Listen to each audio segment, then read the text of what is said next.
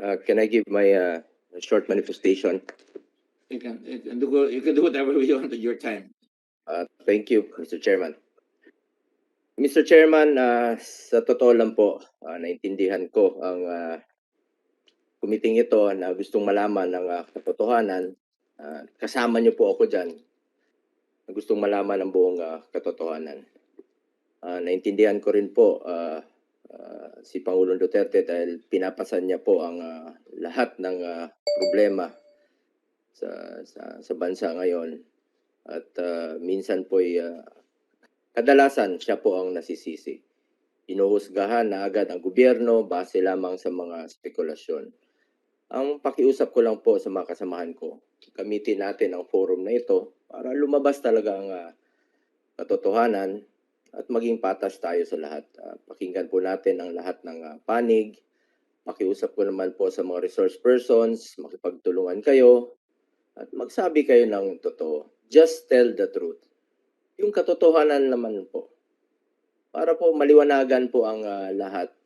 Para naman po hindi madamay yung mga inosente. Para matapos na po ang mga hearings na ito at makafocus na po ang ating mga opisyal sa paglaban kontra sa pandemyang ito. Lalo na tumataas po ang kaso, nasa gitna pa tayo sa ating laban kontra COVID-19. Alam niyo po, mabait si Pangulong Duterte sa mga gustong tumulong.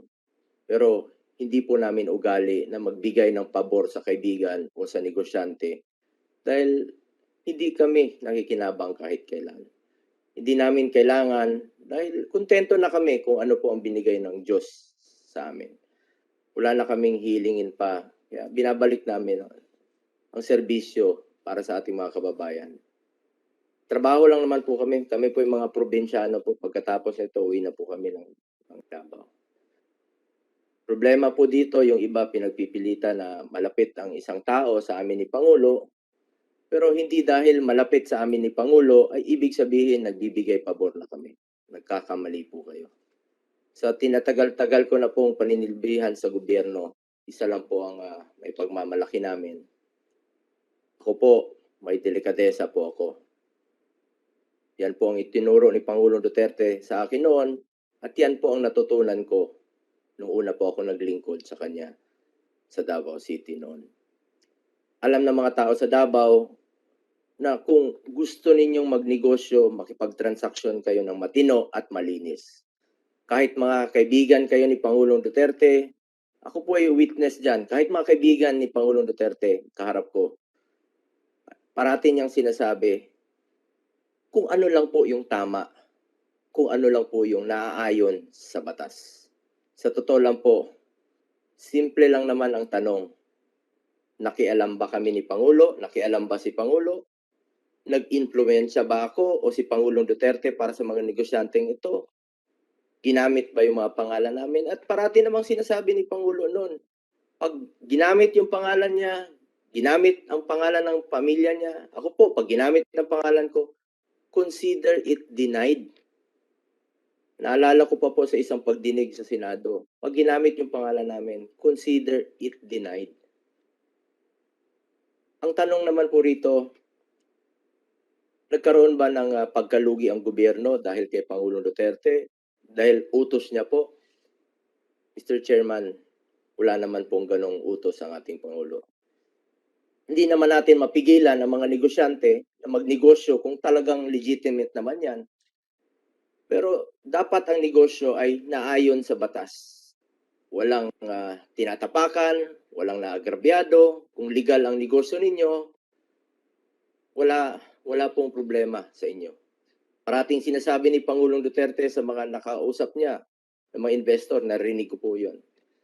Just do what is right and what is legal. Basta nasa tama ka, welcome po kayong pumasok at hindi kayo pahihirapan. Sa lahat po ng mga pumapasok ng negosyo sa Davao City noon, pag nagbigay ka, nabanggit ko po ito sa mga yung mga developers, pag nagbigay ka, sabi ni Pangulo, huwag mong tulungan. Huwag niyong tulungan. Pero pag hindi ka nagbigay, tulungan niyo po. Ayusin yung mga papeles. Alalayan niyo. You will be given a fair chance na magnegosyo, lalo na po na makapagbigay po ng trabaho sa ating mga kababayan. Pero kapag pumasok ka sa kalokohan o sa droga, ibang usapan na po yun. Tulad po ni Michael Yang na pinapipilitang malapit sa kay Pangulo o sa akin. Nagkataon po na kakilala siya ni Pangulong Duterte noong 1999 o 2001. Hindi ko pa po kilala yan. Kaya naging kilala ko na rin po dahil kay Pangulong Duterte. Porket hindi ibig sabihin dahil kilala o naging kaibigan ni Pangulong Duterte ay kukonsintihin na po namin sa kalokohan. Ako mismo ang witness dito at narinig ko na sinabi ni Pangulong Duterte kay Michael Yang na kapag gumawa ka ng kalokohan, gumawa ka ng illegal, pumasok ka sa droga, ililibing kita dito sa Davao. Ganyan po ang Pangulo. Wala siyang pinipili kahit kakilala o kaibigan. Kaya hinihimok ko po ang aking mga kasamahan dito na kung sa tingin ninyo ay may atraso ang sinuman, kasuhan na kaagad. Bigay natin sa ombudsman, yun naman po ang layunin ng kumiting ito. Member rin po ako. Sa lalong madaling panahon. At ikulong. Meron naman tayong Sandigan Bayan. Nagsabi na rin po si Pangulo na kung sangkot siya sa korupsyon, sabi ni Pangulo, pag siya mismo ay sangkot sa korupsyon, he will resign. Ako rin po, nagsabi na rin po ako, pag sangkot ako sa korupsyon at anumang illegal na transaction sa gobyerno, ni piso, I will resign. Let me put on record, kahit isang beses, hindi kami nakikialam at hindi kami nakikisawsaw ng Pangulo sa anumang transaksyon sa gobyerno. Mga simpleng probinsyano lamang kami na binigyan po ng oportunidad ng Panginoon na manilbihan sa ating bayan. Hindi po namin sasayangin ang tiwalang binigay sa amin. Prinsipyo at pangalan ang pinanghahawakan namin at hindi namin ito sisirain. Kaya wag niyo lang pong ipilit ang gusto niyong ipilit. At wag niyo po kaming itulad sa inyo. Kaya ano pa ba ang gusto niyong palabasin sa hearing na ito na sangkot si Pangulo sa korupsyon? Ano ba talaga ang gusto nating palabasin dito? Nagsabi na po ang Pangulo na yariin niyo po ang dapat yariin. Formally, wala po siyang pakialam dyan. Kung pinagtakpan ni Pangulo, ibang usapan po yun. Kami na po nagsabi sa inyo, yariin, kasuhan at ikulong po kung may anomalya. Ano pa bang gusto nating gawin rito? Pilit ikinokonek sa administrasyon kay Pangulong Duterte at gawing political circus na po itong pagdinig. Yung katotohanan lang po, ako po ay kaisa ninyo para malaman po ang katotohanan. Kawawa naman po yung mga taong wala naman pong kinalaman. Maaring hindi maiwasan na magamit po ang pangalan namin ni Pangulo, pero parati naman namin sinasabi na kapag ginagamit ang pangalan namin o meron pong nag-name drop, sabi na nga ng Pangulo, pag ginamit ang pangalan namin, ibig sabihin, huwag niyong tulungan. Marami na pong pinakasuhan si Pangulong Duterte na ginagamit yung pangalan namin. Yung iba dyan, mga mukhang pera, nakatikim na po ng pera at pinakain niya ng pera. Marahil may gumagamit ng pangalan namin ni Pangulo na hindi namin alam, pero nagbabala na po ang Pangulo. Pag ginamit ang pangalan, automatic denied na po yan. Dahil ang bilin niya, unahin po ang interes ng bayan, interes po ng gobyerno, hindi interes ng ilang tao lamang na nagpapanggap na malapit sa amin, pero sarili lang po nila ang iniisip nila at sarili lang nila ang nakikinabang. Sa totoo lang po, sa sobrang busy namin sa paglaban sa pandemyang ito, halos wala na po kaming tulog sa trabaho, namumroblema na po kami paano natin malampasan ito, trabaho at pagsiservisyo lang po inaatupag namin. Alam ng Pilipino yan. Huwag niyo na po kaming itulad sa iba. Yung mga taong walang nagawa sa bayan na pilit po na nag-iingay para mapansin, pilit pong naninira ng kapwa, pilit pong dumihan ang kapwa para sila ang pumuti. Wala kasi silang ginawa kundi magdada at habang nagdurusa po ang ating mga kababayan. Again, Mr. Chairman, inirespeto ko po ang institusyon na ito na kinabibilangan ko po. Ang akin lang, tulad ng sinabi ko noon sa aking privilege speech, doon lang tayo sa totoo, maging patas lang po tayo. Mr. Chairman, hindi po sila pinagtatakpan ng Pangulo. Sabi nga niya, kung may kasalanan, yariin na po at kasuhan na. Wala po kaming pakialam, potang yan.